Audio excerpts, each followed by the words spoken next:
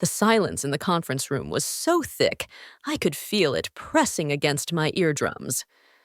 My father stared at the polished mahogany table, his reflection looking as weak and hollow as he was in real life. My mother's face was a mask of disbelief, her perfectly applied lipstick forming a hard, thin line. And my brother, Leo, the golden child, just looked confused, like a toddler trying to solve a puzzle far beyond his grasp. He kept picking up the thick document I'd placed in front of them, then putting it down as if its weight was too much to bear. It was a foreclosure notice for their home, the home I grew up in, the one they were about to lose. The hospital bed they abandoned me in became the very birthplace of their ruin. They didn't know that when they walked out of my room, leaving me alone with the rhythmic beeping of the heart monitor and a stack of medical bills I had no way to pay, they had sealed their own fate. They thought they were cutting off a burden, a failed investment. They didn't realize they were setting me free and handing me a sword. They had left a daughter, but a different woman would be coming back for them, a woman who now owned their debt, their home, their future. And I was about to collect. You're probably wondering how a forgotten daughter, left for dead and drowning in debt, could suddenly hold all the power over the family that threw her away. How does one go from a hospital charity case to holding the deed to her parents' lives? The answer didn't begin with anger or a desire for revenge. It began with the quiet, devastating click of a hospital room door closing for the last time, and the completely unexpected arrival of a man in a crisp suit, holding a letter that would change everything. To understand how we got here, in this sterile conference room where their world was ending, you have to go back 3 months. To another sterile room, the one where my world had already ended. It started with a sudden, searing pain in my side at work. What I thought was appendicitis turned out to be a ruptured cyst and a cascade of complications that landed me in the ICU. The first time my family visited, it wasn't with flowers or concern. It was with a cloud of irritation. My mother complained about the cost of parking. My father just wrung his hands and asked the doctor if my insurance, the cheap, high-deductible plan I paid for myself from my meager call center salary, was any good. My brother Leo stood by the door, texting. He sighed dramatically and announced he was going to be late for a dinner reservation with his new girlfriend. "Can this wrap up soon?" he'd asked. Not to me, but to my parents. "I have plans." In their eyes, my medical emergency wasn't a crisis.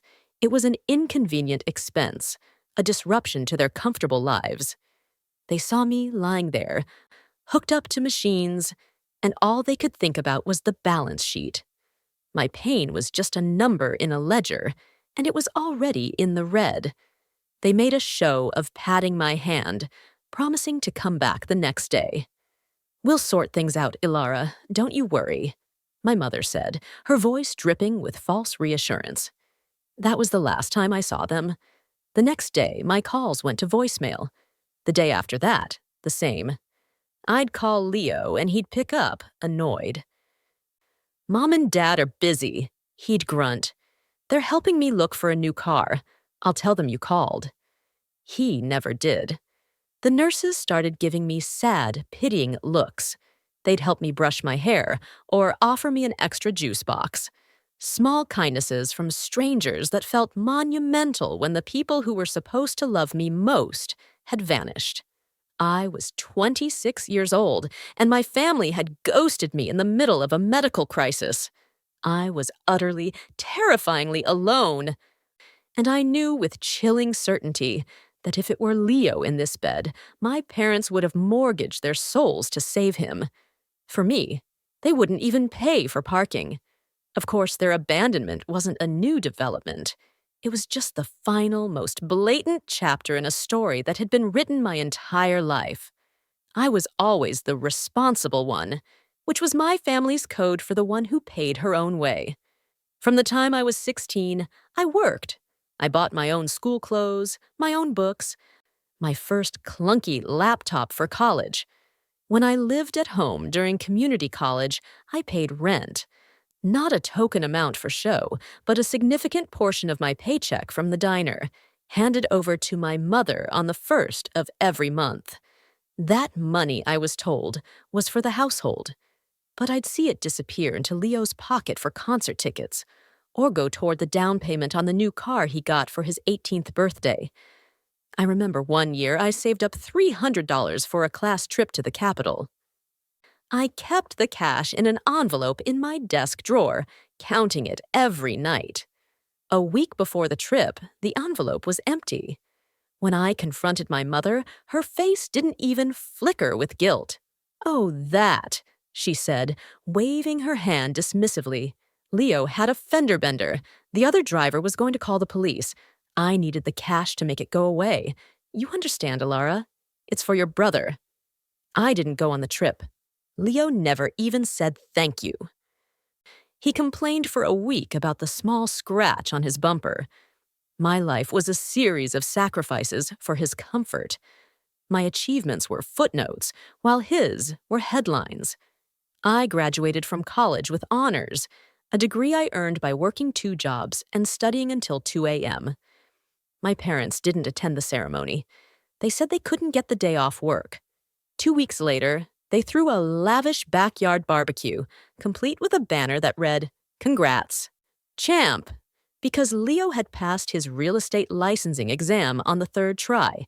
He was the investment. I was the expense. He was the dream. I was the utility bill they resented paying. So, when they walked out of that hospital, they weren't just abandoning their daughter. They were defaulting on an old, familiar debt. They were finally done paying the bill. There was one person who saw the truth. My grandmother, my dad's mom. Grandma Rose was my sanctuary. While my parents and brother moved through our house like loud, demanding ghosts, Grandma's presence was a quiet, steady warmth. She lived in a small in-law suite my parents had built, a decision they increasingly complained about as she got older. For them, she was a burden. For me, she was everything. She was the one who taught me how to bake. She'd listen for hours about my day, her eyes full of genuine interest, not the bored, vacant stare I got from my mother. When I won a citywide poetry contest in high school, my parents forgot to mention it. Grandma cut the announcement out of the local paper, framed it, and hung it in her room. "Don't let them dull your shine, Elara," she'd tell me, her voice a fierce whisper as she pressed a folded $20 bill into my hand. "They're blind to your worth, but I see it, and one day, the world will too." She saw the injustice clearly. She saw the way Leo was coddled and I was bled dry. As she grew frail, my mother began to limit my time with her. "Don't tire her out," she'd say, blocking the doorway to Grandma's suite. "We're managing her affairs now." I knew what that meant. They were terrified she would give me something, that she would divert even a small piece of the inheritance they were already counting. When she passed away, my grief was a physical weight. It felt like the last light in my world had been extinguished. My parents and Leo put on a convincing performance at the funeral. My mother dabbed at dry eyes with a tissue. While my brother spoke about his beloved Nana, he hadn't willingly visited in 5 years. I knew their tears were for the show. Their real thoughts were on the house, the savings, the assets they believed were now rightfully theirs. I didn't expect a single cent. My grandmother was gone, and I believed her protection was gone with her. I had no idea that her final act of love was yet to be revealed, waiting silently for me to hit my absolute lowest point. Which brings us back to that hospital bed. A week had passed since my family's last, hollow promise.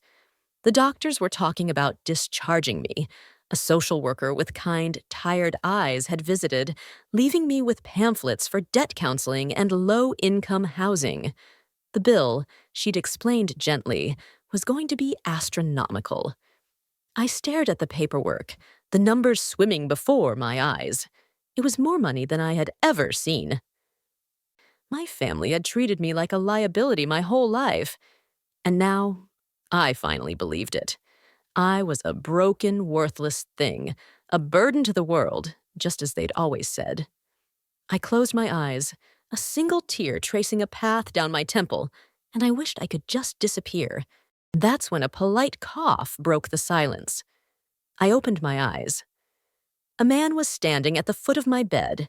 He was in his late 50s, tall and imposing in a perfectly tailored charcoal suit that seemed out of place amidst the linoleum floors and antiseptic smell. He held a leather briefcase in one hand. "Miss Ilara Vance?" he asked, his voice calm and professional. I nodded weakly, my heart pounding. I assumed he was from the hospital's billing department, a high-level collections agent coming to demand a payment I couldn't make. "My name is Arthur Davies," he said, pulling the visitor's chair closer. "I was your grandmother's personal attorney."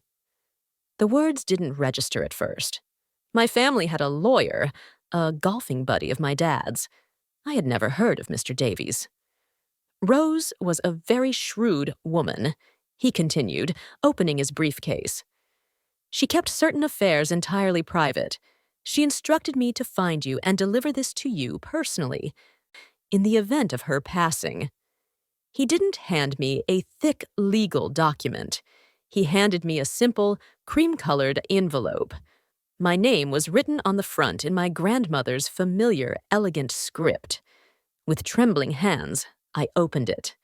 The letter began, "My dearest Ilara, if you are reading this, it means I am gone, and I am sorry I had to leave you. I know your heart, and I know you mourn me, not what I might leave behind. That is why this is for you. Your family, I'm afraid, worships money, but they do not understand it. They see people as assets or liabilities. I know they have made you feel like a liability your entire life. I am giving you this so you can finally see the truth. You were always the greatest asset. You are the entire fortune." I read the letter 3 times, the words blurring through my tears. My grandmother saw everything. She didn't just love me, she understood the precise shape of my pain, the specific injustice I had endured in silence. The letter ended with a final, chillingly prophetic instruction. "They will come for this money, Ilara. When they do not see it as a request from family. See it for what it is, a business transaction. And you, my dear, are finally the one in charge. Be strong, be smart, be free." I folded the letter, my hands still shaking, and looked at Mr. Davies. He gave me a small, compassionate nod. "Your grandmother was very clear in her instructions," he said, pulling a thick document from his briefcase. "This is her last will and testament. It is, I assure you, ironclad." He then proceeded to lay out the details, his voice a steady, grounding presence in the whirlwind of my thoughts. My grandmother, it turned out, was not just a sweet old lady living in an in-law suite. She was the silent, sole owner of the family home my parents had been living in for 30 years. They thought it was theirs, a gift from long ago. In reality, it was hers. And now, it was mine. But that wasn't all. My grandfather had been a savvy investor, and my grandmother had quietly and skillfully managed their portfolio for decades.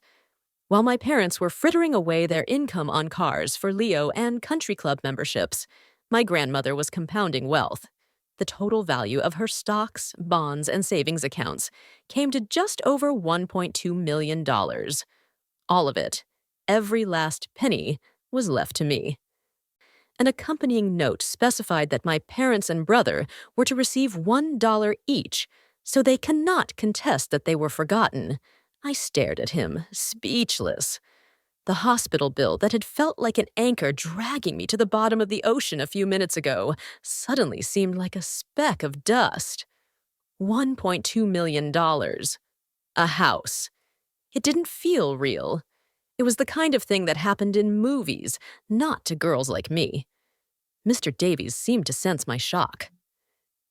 "The first thing we will do," he said calmly, "is arrange payment for your medical expenses. The second is to move you from here into a secure, comfortable residence where you can recover. You don't have to worry about your family, Alara. Your grandmother ensured you would be protected. We will handle everything." The next few weeks were a blur of quiet, competent action. Mr. Davies was true to his word. From my hospital bed, I listened as he made a call, and with a few calm sentences. The six-figure medical debt that had been crushing my spirit was settled in full. The social worker who had brought me debt pamphlets came to my room with my discharge papers, her eyes wide with a mixture of confusion and awe. I didn't leave the hospital and take a bus to a dingy apartment. A private car, arranged by Mr. Davies, was waiting for me. It took me to a luxury residential hotel in the city center, where a suite with a kitchen, a comfortable living room, and a stunning view was waiting for me. It was all paid for, indefinitely. "Focus on your recovery, Alara," Mr. Davies had instructed. "The rest can wait." During that time, my phone remained silent. Not a single call or text from my mother, father, or brother. They didn't know I'd been discharged. For all they knew, I was still lying in that hospital bed, or worse. The thought that they simply didn't care enough to even check was a cold, hard stone in my gut. But their silence was a blessing. It gave me space to heal, both physically and mentally. It gave me time to think. Mr. Davies would visit twice a week, bringing me documents to sign and patiently explaining the intricacies of my inheritance. We went over stock portfolios, property deeds, and bank statements. I learned the difference between a municipal bond and a mutual fund. I discovered that my past life, the one spent meticulously budgeting my tiny paychecks, had given me a deep respect for numbers and a sharp eye for detail. I wasn't just a victim anymore. I was a student, and I was learning fast. As my strength returned, my grandmother's words echoed in my mind. They see people as assets or liabilities. For my entire life, they had treated me as a liability to be minimized. Leo was the asset to be funded.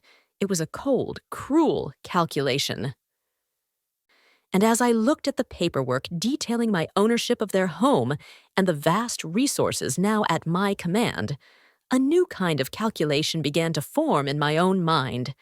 It wasn't born of rage, but of a chilling clarity. This wasn't about revenge.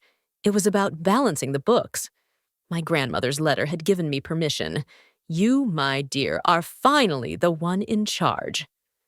I was ready to conduct my first official business transaction. The call came on a Tuesday. I was sitting by the window in my suite, watching the rain streak down the glass, when my phone buzzed with an unfamiliar number. I answered. "Alara? It's me." It was Leo. His voice was slick with a forced friendliness I hadn't heard in years.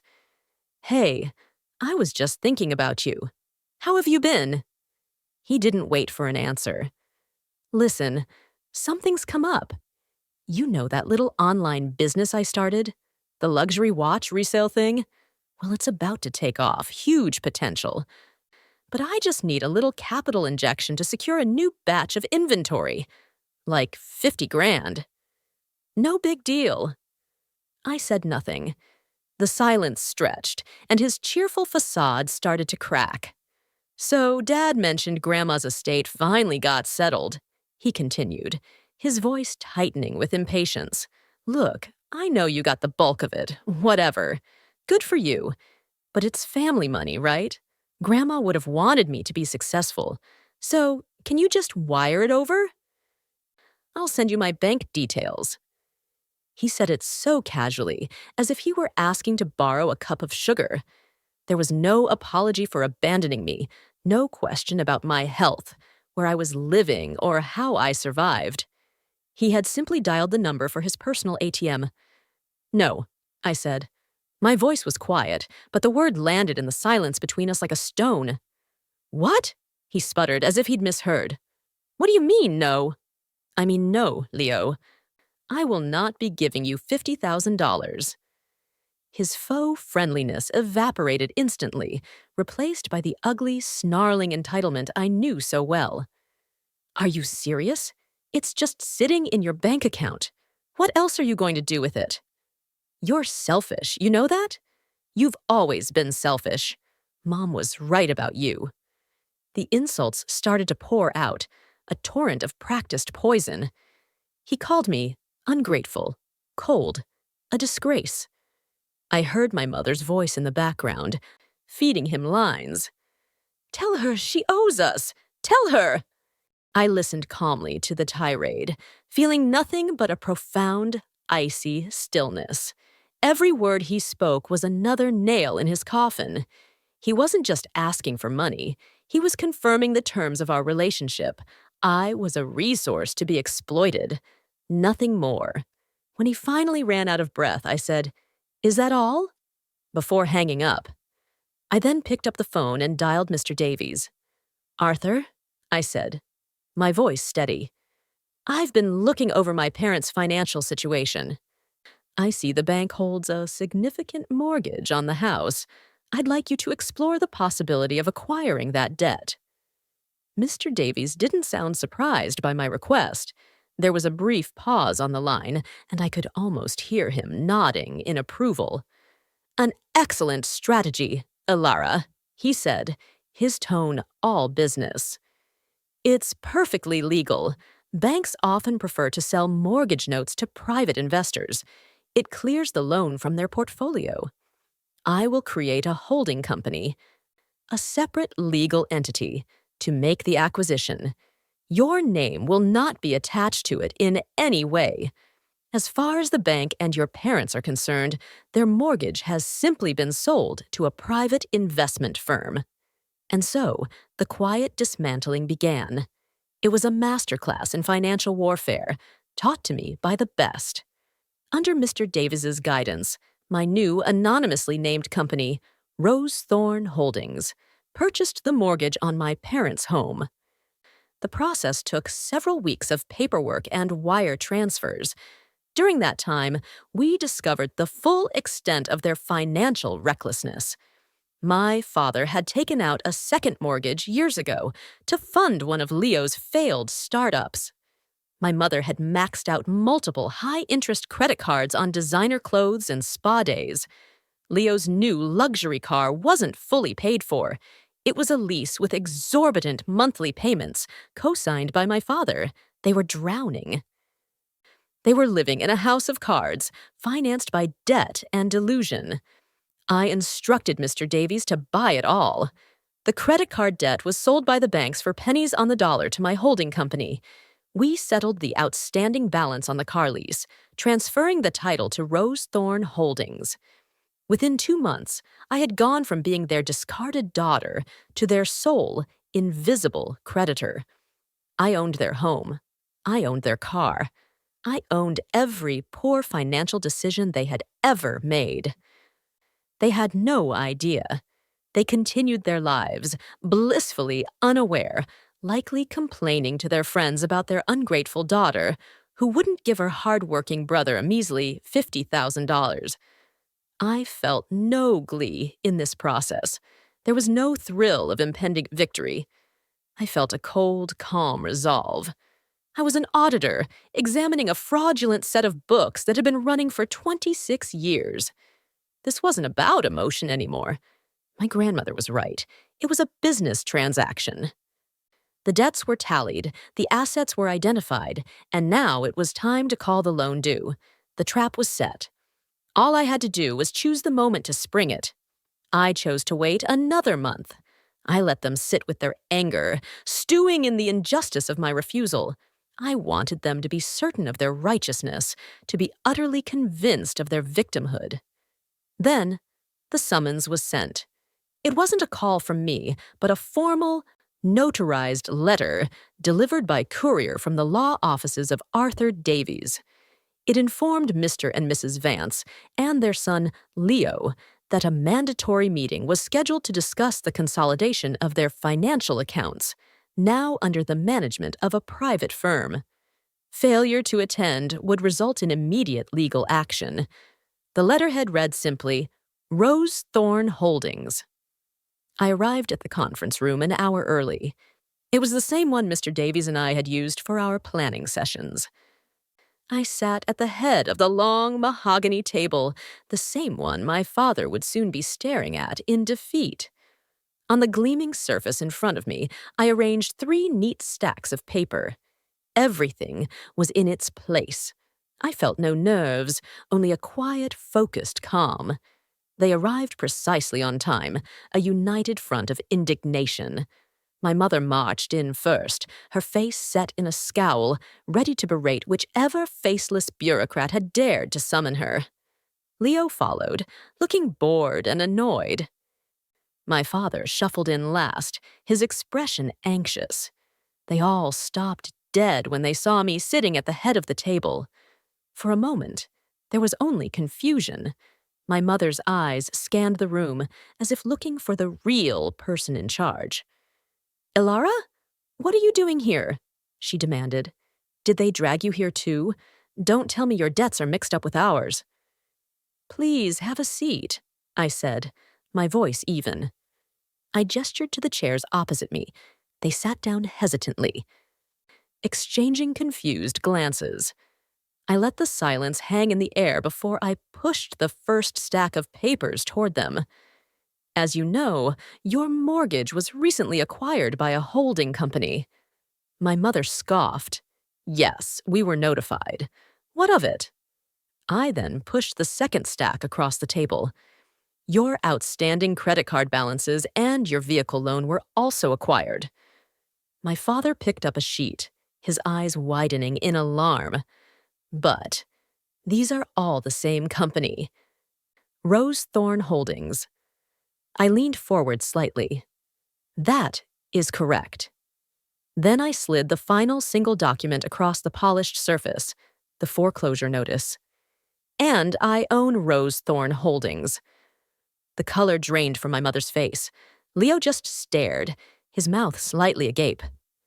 "This document informs you that you are in default of your loan obligations," I stated, my voice devoid of emotion.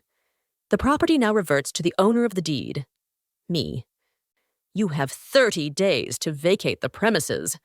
For a full minute, no one spoke. The only sound was the rustle of paper as my father's trembling hand dropped the foreclosure notice onto the table. Then the explosion came. "You venomous little snake!" my mother shrieked, her voice cracking with rage. She shot to her feet, her chair scraping harshly against the floor. "How dare you? After we raised you, fed you, put a roof over your head, this house is ours. Your grandmother gave it to us." "Grandma let you live there," I corrected calmly. "She retained ownership. The deed has been in her name, and now mine, for 30 years. You would have known that if you'd ever bothered to look at the paperwork, instead of just assuming everything was yours for the taking." My father's face was ashen. "Elara, please," he stammered, his eyes pleading. "Your mother. The shock. Can't we talk about this? We're your family." "You had 26 years to talk to me as family," I replied, my gaze as cold as ice. "You had a chance when I was lying in a hospital bed, wondering if I was going to die alone. Instead, you were busy helping Leo shop for a car. Your definition of family seems to be contingent on what you can get. Today, you're getting nothing." I stood up, gathering my purse. "The terms are not negotiable. 30 days. Mr. Davies's office will be in touch regarding the logistics. I suggest you start packing." Of course, they didn't pack. They fought. They scraped together the last of their accessible money and hired a lawyer to sue me. The lawsuit was a work of fiction. It claimed I had exerted undue influence over my senile grandmother, manipulating her into changing her will. It painted me as a greedy, cunning monster, and them as loving, devoted children who had been wrongfully cheated. It was a pathetic, desperate Hail Mary, and it was annihilated in court. Mr. Davies was more than prepared. He presented the judge with years of my grandmother's journals, notarized statements from her nurses and friends, and a video deposition she had recorded with him a year before her death. In the video, my grandmother was sharp, articulate, and crystal clear about her intentions and her reasons. The judge threw the case out in under an hour, ordering my parents to pay my legal fees for filing a frivolous lawsuit. That was the final nail. The lawsuit not only failed, it left them utterly, irrevocably bankrupt. They had nothing left. The 30-day clock was still ticking, and now they couldn't even afford a moving van. The news of the failed lawsuit spread through their social circle like wildfire. My mother, who had built her identity on a foundation of perceived wealth and social standing, was humiliated. Friends stopped answering her calls. The country club membership was revoked for non-payment. The carefully constructed illusion of their perfect life had shattered, leaving only the ugly truth. They were broke, disgraced, and about to be homeless. 2 days before the deadline, my doorman buzzed to announce I had a visitor. It was my mother. I hadn't seen her since the conference room.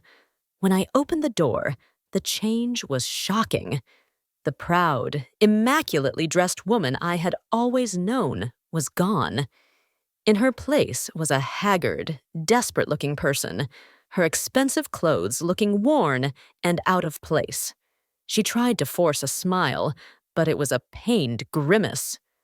"Ilara," she began, her voice trembling, "I came to talk." She tried every tactic in her playbook. She cried, dabbing at her eyes. She spoke of the good old days, fictional memories of a happy family life that had never existed. "I know I wasn't always the perfect mother," she conceded, a masterful understatement. "But I did my best. I love you. You're my daughter.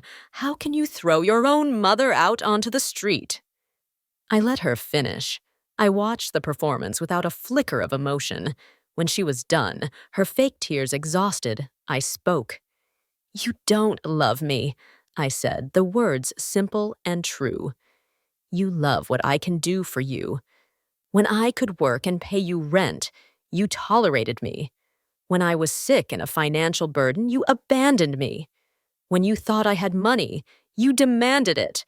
And now that I have all the power, you're here pretending to love me as a last resort. This isn't a punishment, Mother. It's an audit. Your account is overdrawn. The bill has come due." I stared at her, this stranger who gave birth to me. "This is the last time we will ever speak. The security team will be at the house on Friday at noon. I advise you to be gone by then." I closed the door on her shocked, defeated face, and finally, for the first time in my life, I felt free. On Friday, I didn't go to the house. I didn't need to. Mr. Davies handled it. He told me they left without incident, loading boxes into a friend's borrowed truck. Leo, his face pale and slack with shock, looked like a broken doll. My parents looked aged by a decade. They drove away from the house they had lived in for 30 years, with nothing but a few boxes of possessions, and the full weight of their actions finally crashing down upon them.